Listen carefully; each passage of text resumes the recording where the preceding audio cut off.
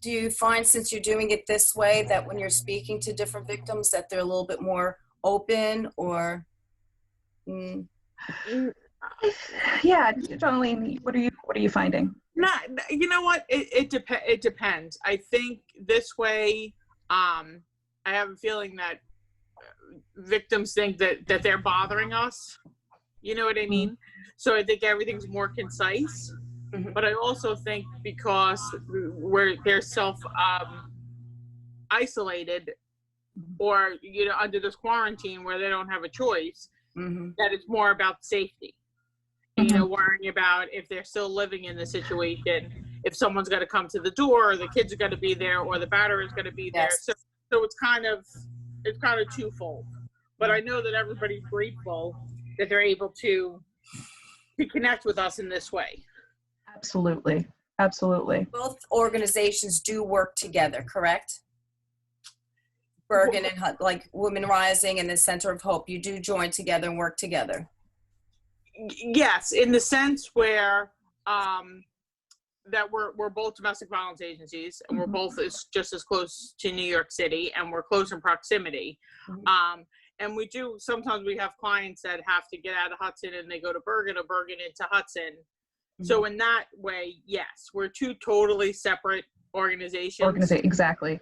But we do things to help each other and coordinate with each other. We're part of the coalition together, and we have the same ideals and the same core services and the core belief that everyone should be safe.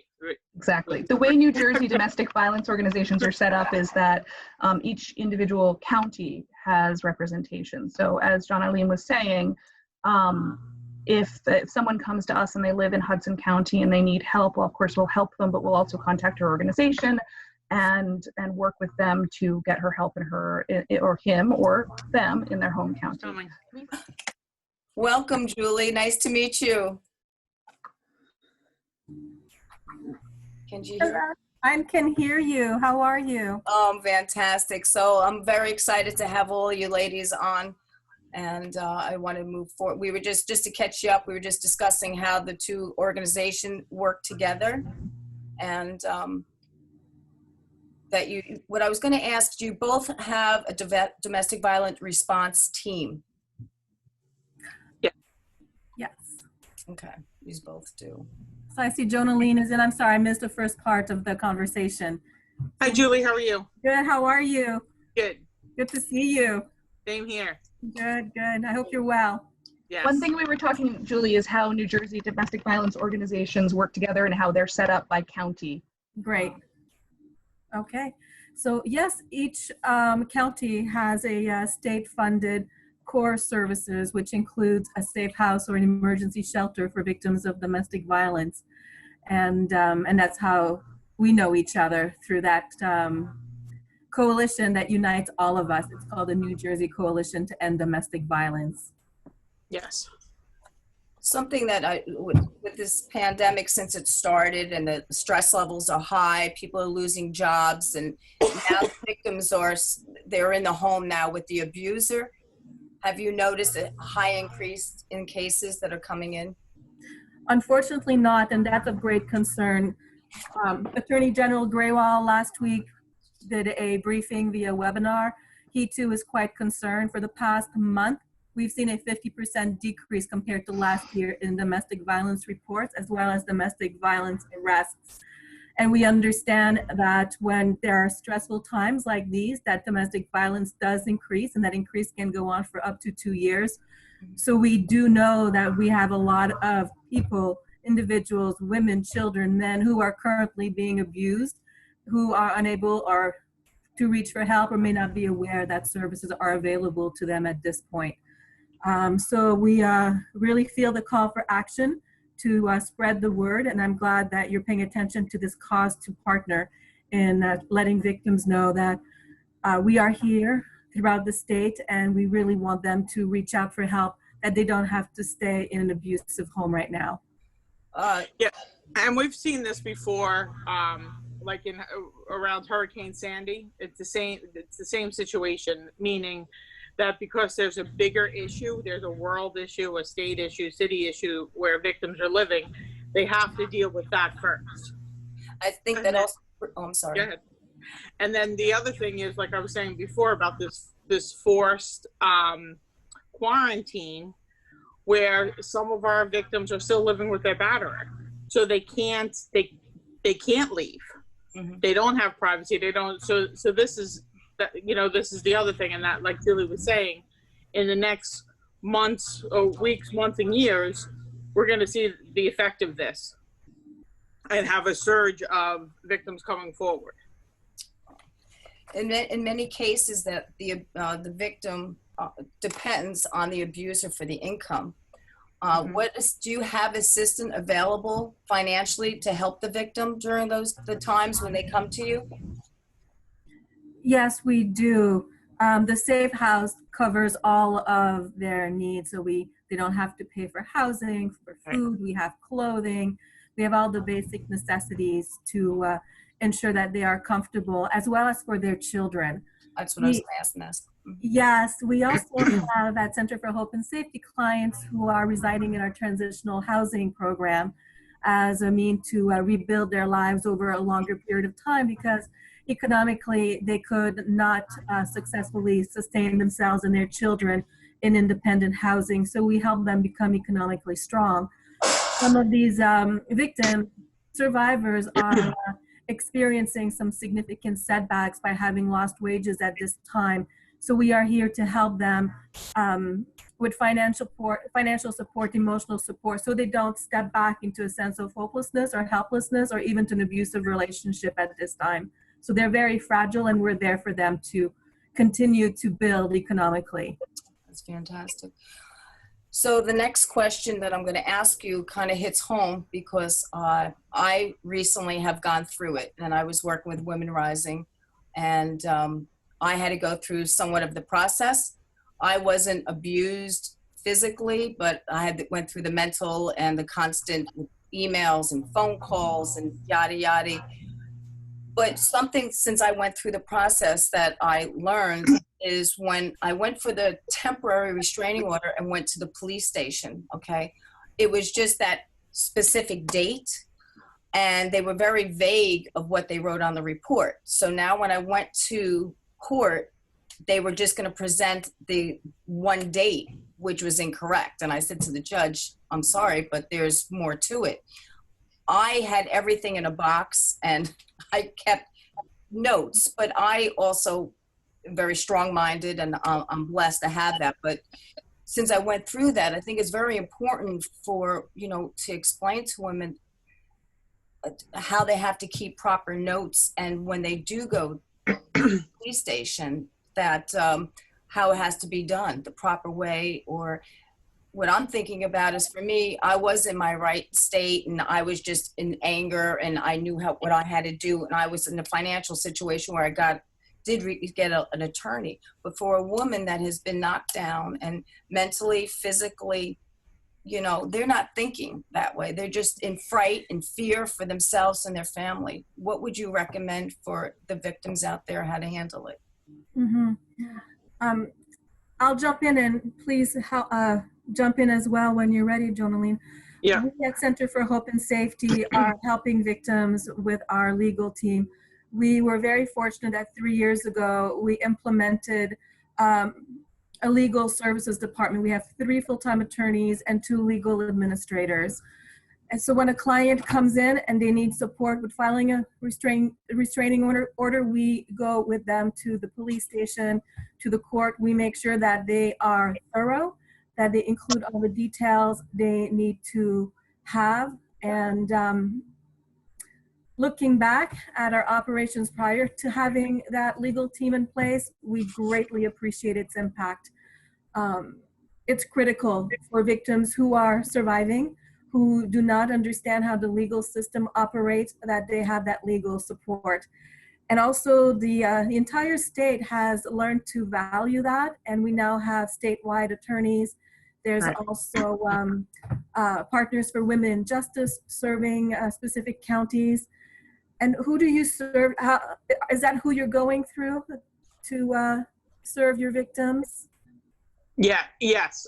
We don't have a legal team. We have legal advocates that sit in the municipal court and the family court. And part of our safety planning, when we talk to somebody on the phone or however, we do talk about if they're going to go for a restraining order, what are the things they need to do. The other issue always is with that we can't, no matter how much somebody is prepared, we can never tell what a judge is going to do, right? Because you add in human decisions, and then that's a risk too. So yes, we do, and we work with New Jersey Legal Aid Services, Partners in Justice, and we do have a few pro bono attorneys as well. All right. So We encourage victims to also leave the home, to walk out with a phone and to call us. We can also try to get to them to the extent that it is safe, but we really want them to physically come out of their home because they are less likely to be hurt outside than they are inside the walls of their home. what are the statistics of victims that have been battered, like that they keep coming back, that, you know, that how many times do they get battered before they do come to you? Well, before they come to us, we don't know.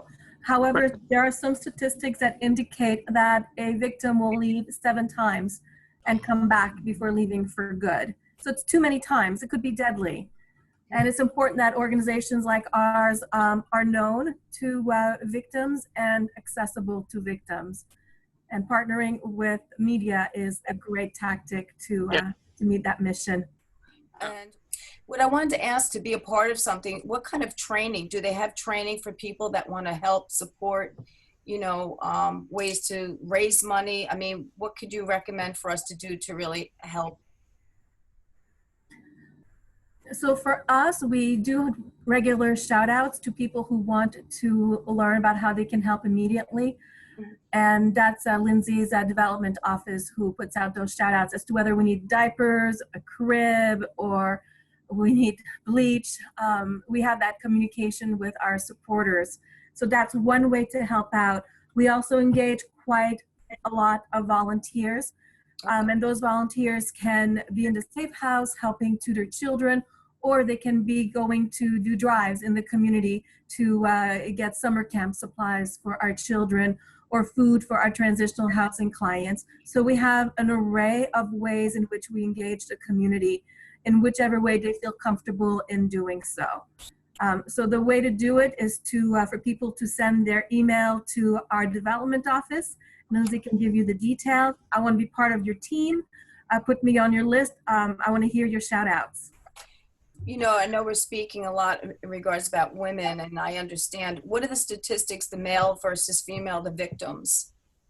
Yes, I believe it's 1 in 10 men is a victim of domestic violence in his lifetime, and 1 in 4 women. Wow. Yes. I'm also concerned that there's a lot of underreporting going on, and maybe even more so for the men. Right. Yeah, I think that's what it is too. And I mean, some of the things that we have seen is some men will call us and kind of just get general information, but a lot of them have their own resources to either get private counseling or to be able to move from the home and do so, you know, so that it's your typical, right, you know, man versus women. Exactly. It's Exactly. the equity, all those things that comes into play. Is there anything that anyone wants to add that I might have did not hit on? I'd like to add, and it pertains to the question you just posed, and you could probably relate given your personal experience that you shared with us, and I'm sorry that you experienced that. Yes. A lot of people do not realize what constitutes domestic violence. It includes the verbal abuse, the gaslighting, the sexual abuse. A lot of people don't understand it can be raped by their husband, but that happens. The abuse of a pet as a means of hurting a partner, the abuse of children for that same purpose. It's power, it's control. It's not just punching or the physical abuse. It's so much more than that. The isolation, limiting access to a person's social network. And we would like to be able to better educate the community at large as to what domestic abuse is. It's not just domestic violence. True. Yeah, and I also think with reporting too, we had a tragic incident over the weekend, and the first news media thing that came out was, it was a murder-suicide, and the last paragraph of the story was, we're looking at this as domestic violence. Well, that should have been the first thing to say. It's domestic violence. If there's a murder-suicide for a husband and wife, a pregnant woman, that's domestic violence. Exactly. It doesn't matter what race, color, creed, socioeconomic class. It hits everyone, and I think that's what people forget. Mm-hmm. And also, if there's one thing, and I say this all the time, that I could have people stop saying is, why did she stay? Right? We're always re-victimizing victims. Just even thinking that is re-victimizing victims. Again, it goes back to the whole thing that we were talking about before, men versus women, right? The powerful versus the weak, whatever it is. That, it's a mindset that domestic violence is wrong, abuse is wrong, and we shouldn't be abusing anybody. What I was going to also bring up before I forget is our area has a high ethnic difference. And what happens if someone is not a citizen and they get into the system? Do they have to worry about getting deported? No, we want them to come to us. We are here to help them. And they will not be deported by coming to us for services. Right. That's great. Okay, Kevin, is there anything you want to add? Or yeah, there's just maybe one question or maybe a comment. If one of you're both, all three of you are wonderful, the work you're doing. Thank you. Just presume somebody's watching this right now and they're going through a situation where they feel like they don't have any hope, they don't have anywhere to turn. Tell them what you would tell somebody who just walked into your office, if you could.